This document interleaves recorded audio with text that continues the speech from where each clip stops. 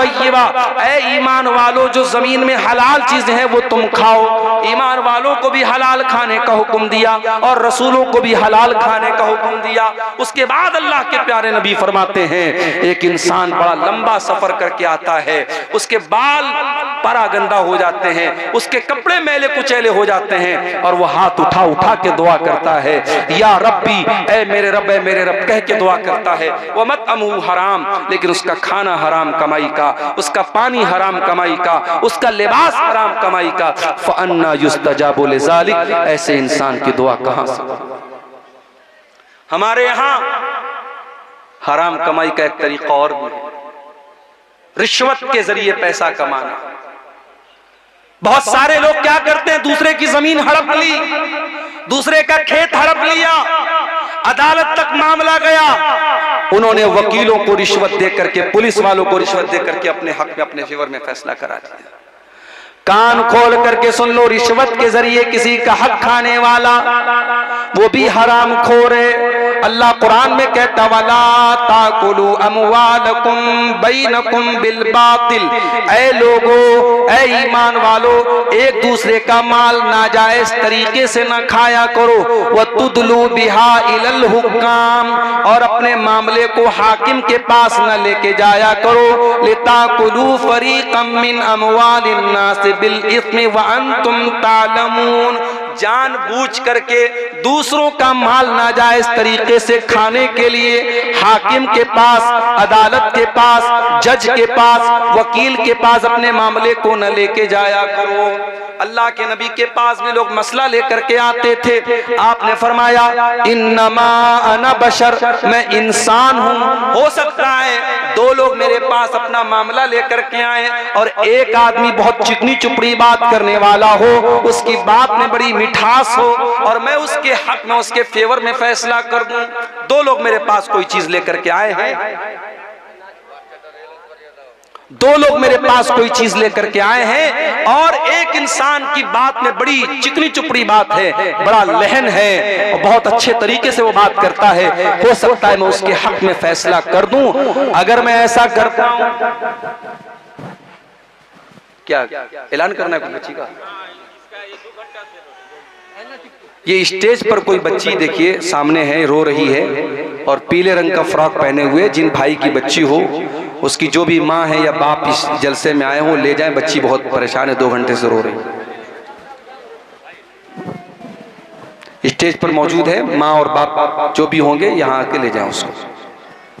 तो अल्लाह के नबी क्या फरमा रहे मेरे प्यारे साथी कि चिकनी चुपड़ी बात करने वाले की बात सुन करके अगर मैंने उसके फेवर में फैसला कर दिया और वो उसकी जमीन नहीं थी, उसका माल नहीं था, गलत फैसला मैंने अगर कर दिया, मैं इंसान हूं, मुझसे गलती हो सकती है। अगर मैंने ऐसा फैसला कर दिया है तो वो ये न समझे कि मैं उसको जमीन दे रहा हूं।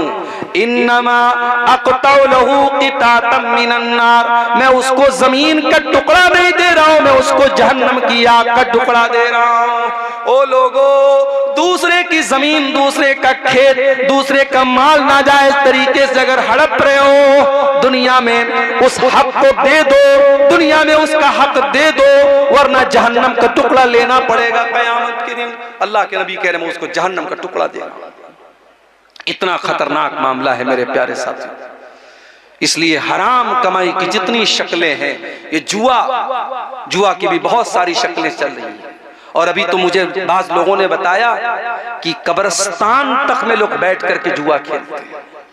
कब्रिस्तान जो इबरत की जगह है, मुर्दों के दफनाने की जगह है, वहां पर भी बैठ करके लोग जुआ खेलते हैं। दिल इतना कठोर हो चुका है, जुआ खेलने के नए नए तरीके अपनाए जा रहे हैं, शराब पीने के नए नए तरीके अपनाए जा रहे हैं, नशा करने के नए नए तरीके अपनाए जा रहे हैं। याद रखो मेरे प्यारे साथी, नीतीश कुमार जी शराब पर पाबंदी लगाए या न लगाए, बिहार की गवर्नमेंट शराब पर पाबंदी लगाए या न लगाए, आपके इलाके की पुलिस शराब पर बैन लगाए या न लगाए, मोहम्मद रसूलुल्लाह 1400 साल पहले शराब पर बैन लगा चुके हैं। मेरा रब कुरान में लगा चुका है और अल्लाह कुरान में आयत नाजिल कर चुका है, या अय्युहल्लज़ीना आमनू इन्नमल खम्रु वल मैसिरु वल अंसाबु वल अज़लामु रिज्सुम मिन अमलिश शैतान।